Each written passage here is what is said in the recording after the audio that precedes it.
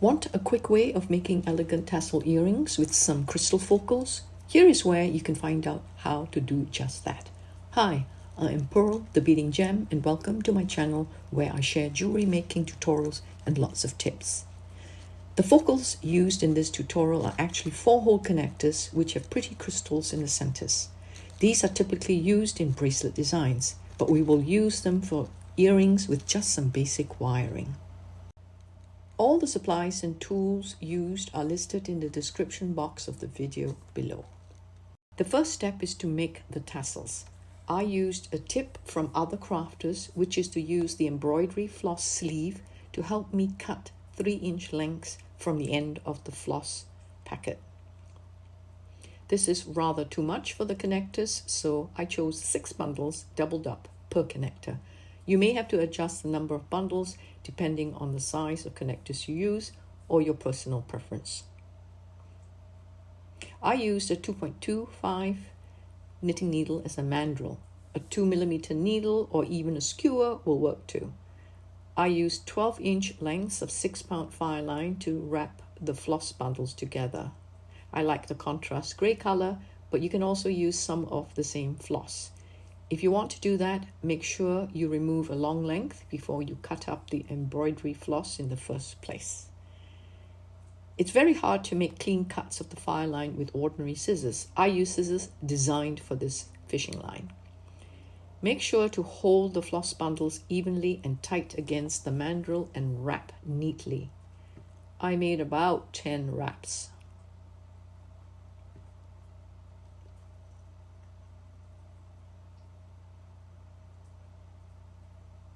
Tie tightly with a reef knot, or better, a surgeon's knot, which is like a reef knot but with extra wraps on the second knot.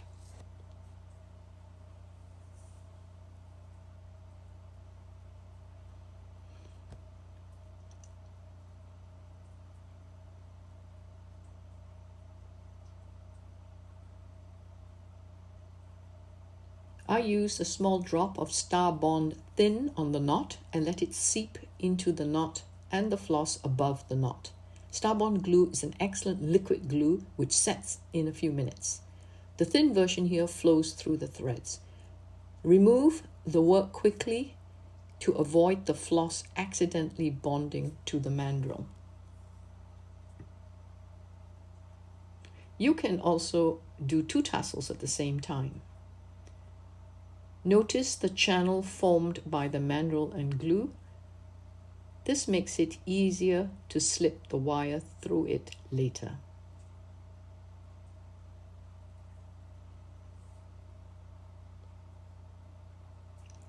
Be sure not to add too much glue as it could seep into the main floss area as seen.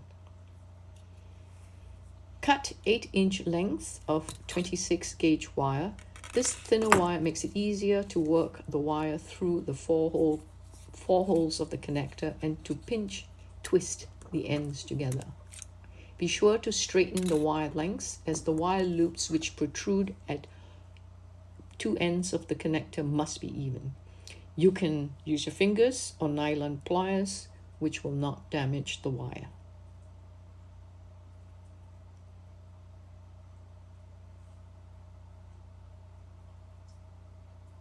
Feed the wire through 1 hole and leave about a 3-inch length on that end.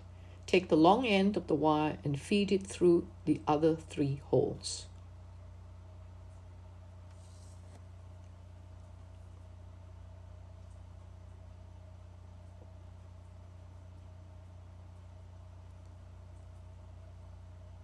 Make sure to add the floss before going through the last hole.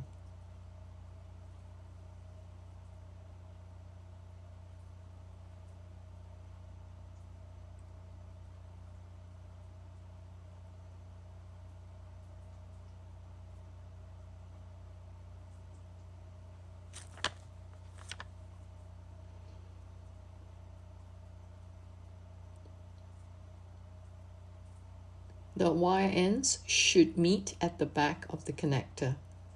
Pinch and twist the wire together.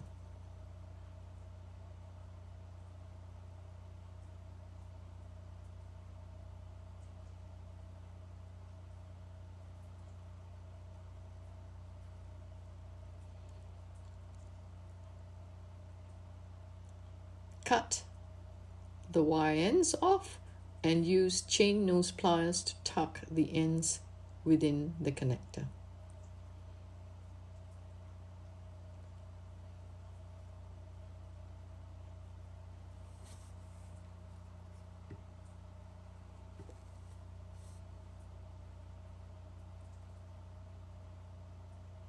If the loops at the top of the connector are too flush with it, or if the loop is lopsided, use chain nose pliers to correct it.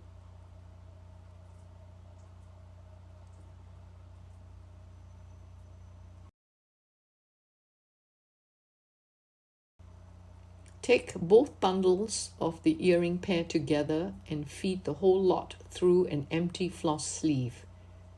You can twist the bundles together to help you with this step. Then place both earrings on top of each other on a ruler and move the sleeve to where you want to cut all the floss. I decided on a 2-inch drop length, so I moved the sleeve bottom to the 2-inch mark before cutting.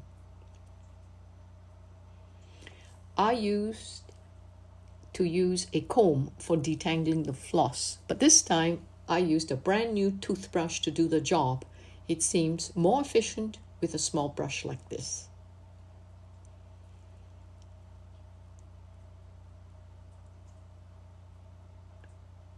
Then add some ear wires and you are done. Be sure to like and subscribe to see more tutorials in the future. Also check out my blog, The Beading Gem, which has even more tips and inspirations. Until next time, bye.